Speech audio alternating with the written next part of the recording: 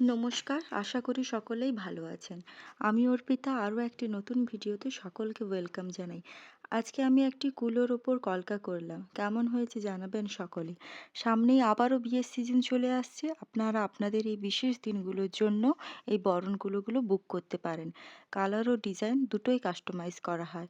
বুক করতে অবশ্যই ওপরে দেওয়া নাম্বারে হোয়াটসঅ্যাপ করবেন আর ভিডিওটাই অবশ্যই শেয়ার করবেন। ধন্যবাদ। সকলে ভালো থাকবেন।